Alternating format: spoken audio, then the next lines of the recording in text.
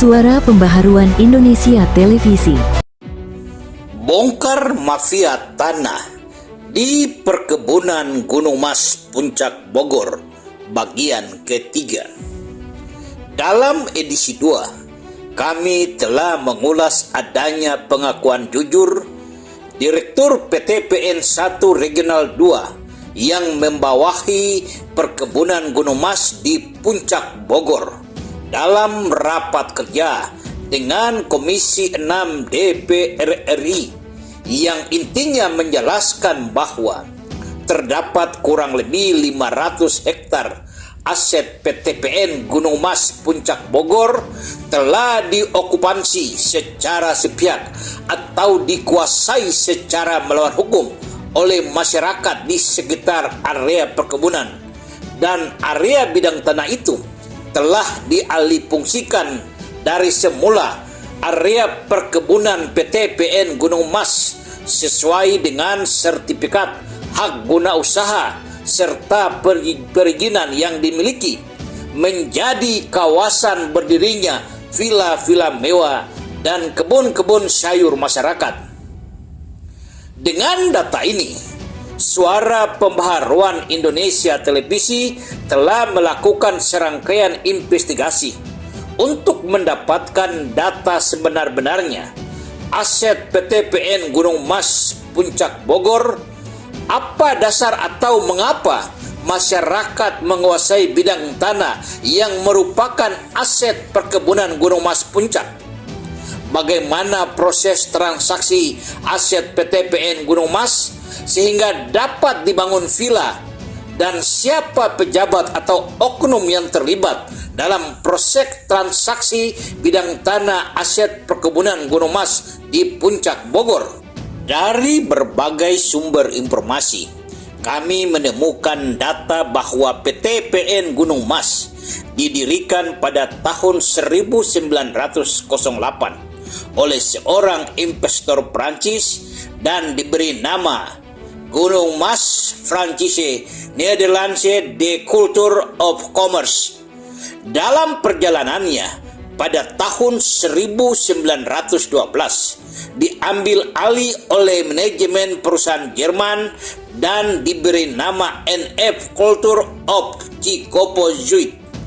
Tetapi setelah Jerman kalah dalam Perang Dunia Kedua, kembali pemerintah Hindia Belanda mengambil alih pengelolaan perkebunan Gunung Mas dengan status perkebunan negara yang disebut GLB. Kemudian pada tahun 1954 berganti lagi pengelola oleh perusahaan Belanda yang bernama NF Tiedemann van Kesteren, lalu diambil alih oleh pemerintah Indonesia pada tahun 1958.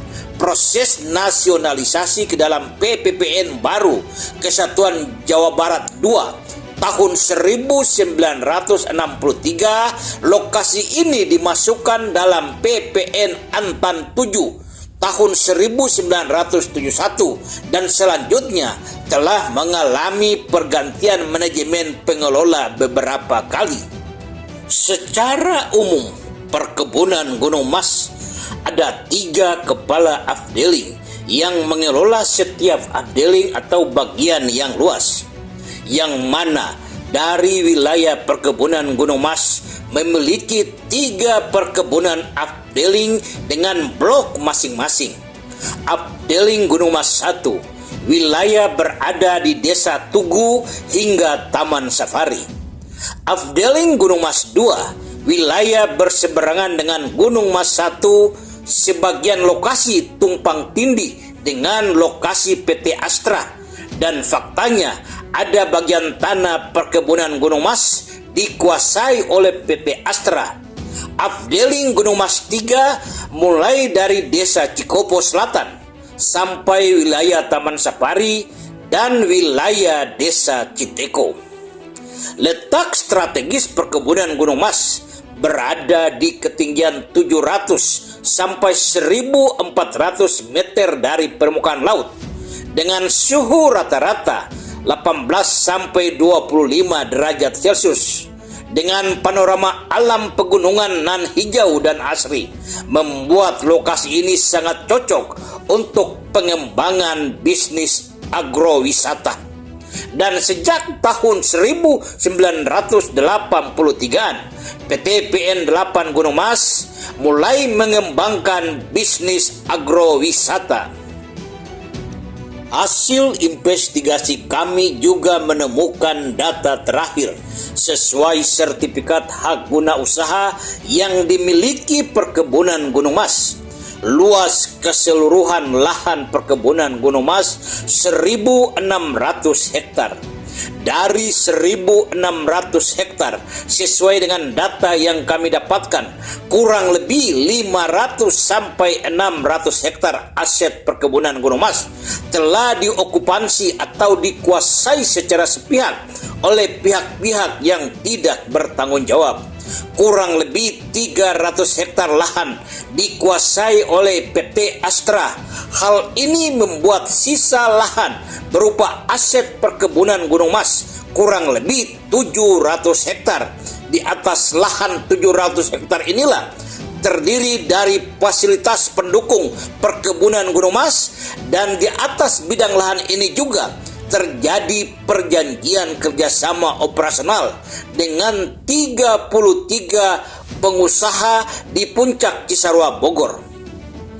Jika kita melihat uraian peruntukan lahan perkebunan Gunung Mas ini, maka sesungguhnya kekacauan lingkungan dan kerusakan lingkungan di Puncak Bogor beberapa tahun terakhir ini sebagian besar disebabkan oleh kelalaian Perkebunan Gunung Mas dalam pengelolaan dan pengawasan peruntukan lahan, sekaligus penyelamatan aset berupa lahan atau tanah badan usaha milik negara yang masuk kategori aset negara. Lalu mengapa masyarakat berani menguasai tanah milik Perkebunan Gunung Mas? Mengapa Perkebunan Gunung Mas terkesan melakukan pembiaran aset negara dikuasai oleh masyarakat secara melawan hukum? Kita ikuti ulasan dan investigasi Suara Pembaharuan Indonesia Televisi selanjutnya.